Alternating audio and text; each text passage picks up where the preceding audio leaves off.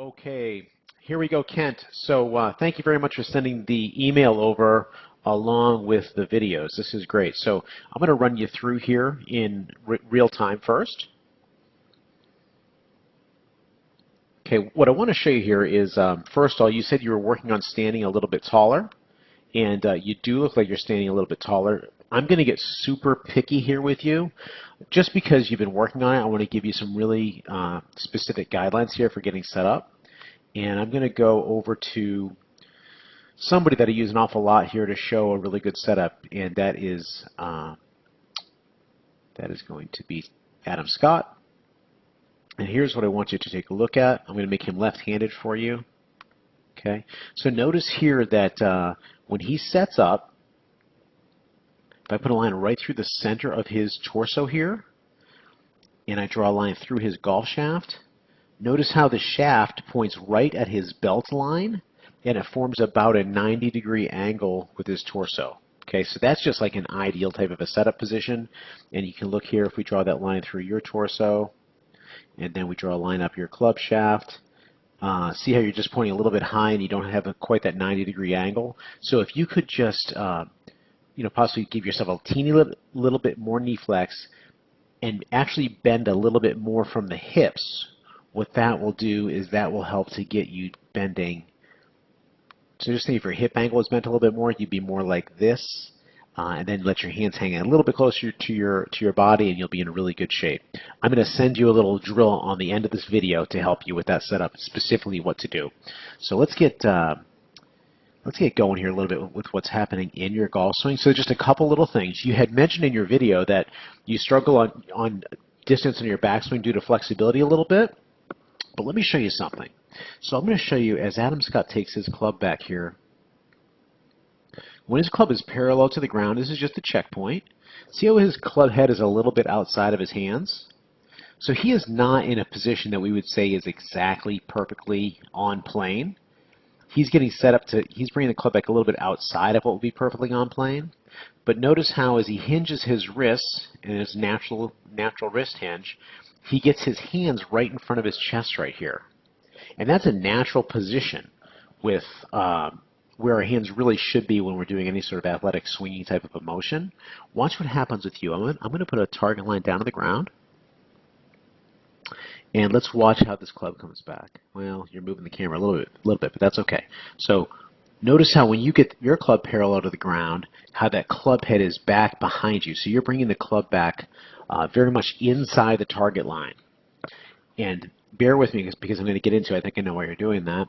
And then as you continue turning, what happens is your hands are really low, and so it feels like there's a flexibility issue, and yes, there is. But because your hands are really low relative to your shoulders, you can't make what you feel is a full backswing. If you could get your hands up here with your club shaft in this position, like Adam Scott is, then you would feel much more freed up, and you'd be able to make a bigger shoulder turn. Now let's back up a little bit as to what's going on with your backswing. I'm going to get rid of both of those lines. So you had mentioned that you were a slicer and you've got that under control. And I want you to see that as you come back through your golf swing here towards the ball, your club is traveling from inside the target line, which is what we want. Okay? And you can see your club is definitely moving from in to out. So that is not a shot that I would call a pull. The ball is going right of your intended target because your club face is a little bit closed. And that's the reason why the ball is going to the right, and that's the reason why you're not seeing slices anymore. So you've done a good job of correcting your swing path. I will bet before, when you used to come down and hit your shot, the ball used to travel a little bit more like this way with that red line, going a little bit of an out to in type of a swing path, and that was going to give you pulls and slices. But you're coming from the inside. So one of the things that people will do is they will, because they want that club to swing from in to out, they will get that club coming back too far. They bring the club behind them inside because they feel like this makes more sense. It feels more intuitive that if they want to swing from the inside, they're going to pull the club back here to the inside. And I'm guessing that's what happened with you. What we actually want you to do is I would like for you to make some small little backswings, put a mirror back behind you, and just try to get in a position so that when your club is parallel to the ground, it's also parallel to your target line. You can see that Adam Scott here isn't parallel, he's exaggerating that a little bit. I'm going to bring in another model to show you another example of someone doing this. I'm going to use Justin Rose. Let me grab him.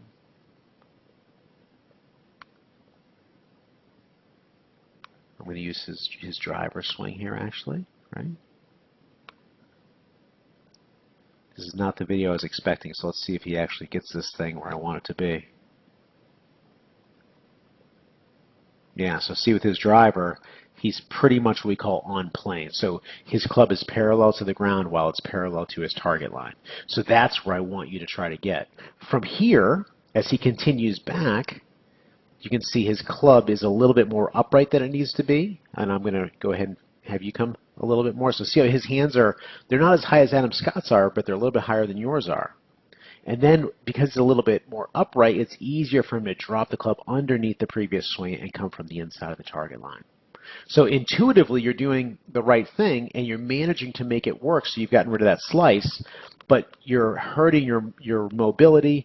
You're also making it a little bit harder to make solid contact because you're actually coming in a position that's a little bit too shallow. So if you can work on getting, I'm going to give you a little drill called the toe up to toe up drill to help you get that club. So when you're parallel to the ground here, the toe will be up, and then when you come through to this position, and that looks like a pretty good position, your club shaft will be parallel to the ground while it's parallel to your target line, and the toe up on the other side. Okay, let's talk about why is that club face closed. Let's go take a look at your face-on swing. I'm going to move over here.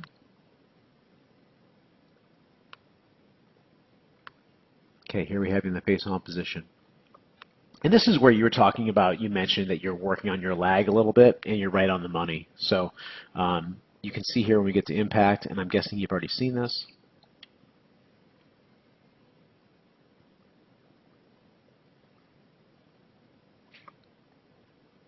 Right through impact, you can see the club head starting to sneak past your hands a little bit. So here's what I'd like to show you. When we look at a tour player from the face-on position, and we can use Rory Mcilroy, we'll make him left-handed. I'm going to put a line right on Rory's sternum here, okay?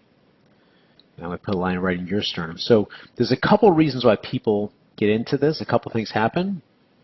One of them could be they just don't get the center of their body forward enough. So if we take a look at Rory, notice how it's set up. There's his sternum. And then when he gets to impact, you're going to see that the center of his body has moved forward a little bit, and that helps the low end of his swing move forward. See all that weight on his front foot? And you can see his hands leading that club head. If the club head passes your hands, it's very easy for the club face to get closed through impact, and that's what you, I think, are experiencing. So let's watch you on the left-hand side here. Steady cameras are good. It's moving a little bit, but we'll see. And you can see here you're not moving forward as much as Rory is, and so you're going to be bottoming out a little bit behind the ball. You're going to have that club face sometimes be a little bit to the right. You're also going to be prone to some thin shots and some fat shots. So I'm going to attach a couple other drills for you to help you with your impact position. One of them called the impact bag, and one of them is a punisher drill. And you'll notice here, if you look at your lower body, see how Rory has turned through and more weight on his front side?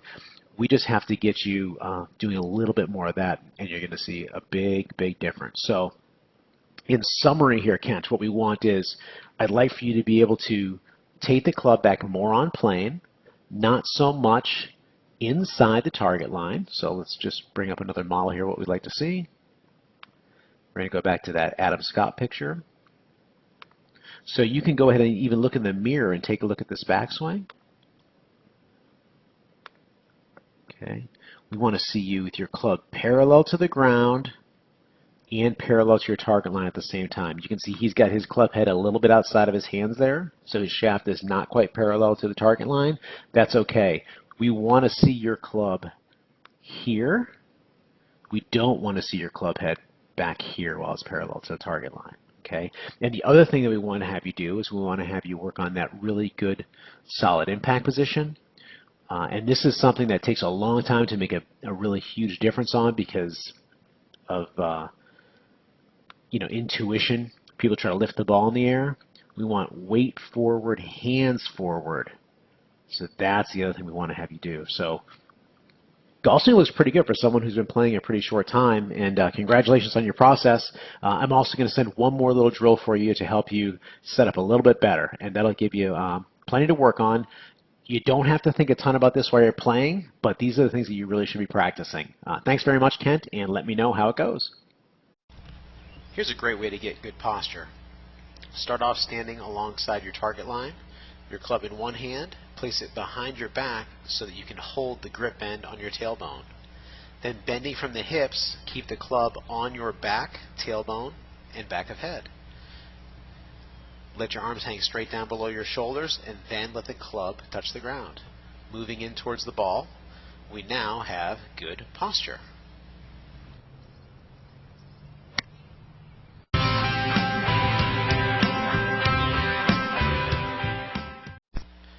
The impact bag helps us get into the correct impact position. Notice how our weight is forward and hands are forward.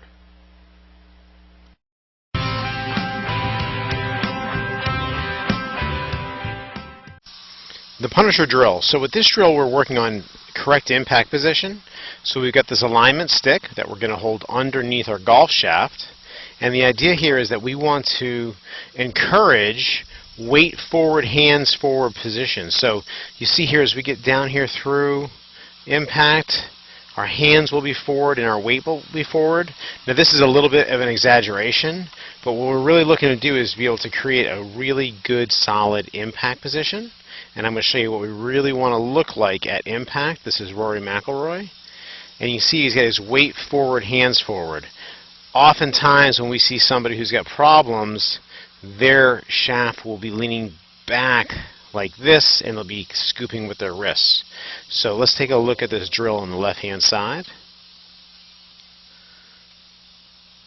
So as we hit this shot, weight moves forward onto the front foot, and then you can see at impact the hands are forward as well. We just barely missed impact, but at impact you can see a nice flat left wrist, and as we move Rory through, a similar type of position. Again, on the left hand side we're just hitting chip shots, and by hitting those chip shots with the Punisher, it's really going to help you with your overall impact position as well as really help you overall. We're working here on good alignment. The first thing we're going to do is we're always going to line up our shot in practice and on the golf course by standing directly behind the ball and keeping the ball between us and the target, picking out a target line. In this situation, for practice, I've placed an alignment stick right on my target line in front of the ball. That's going to help me get my club face lined up at the flag stick, and I want to start this ball at the flag. My feet, I'm going to make sure I get my feet set up parallel to my target line. I'd like to have my feet, knees, hips, and shoulders all set up parallel to that line. Then what I'm going to do is I'm going to take a look at that target and take a swing. I'm going to back up here 1 second. So right there, we're taking a look at the target so we get a feel for how it feels to be lined up at that flag. Then when we get on the golf course, it's going to feel much more comfortable when we are in good alignment. And we'll just practice hitting shots with good alignment.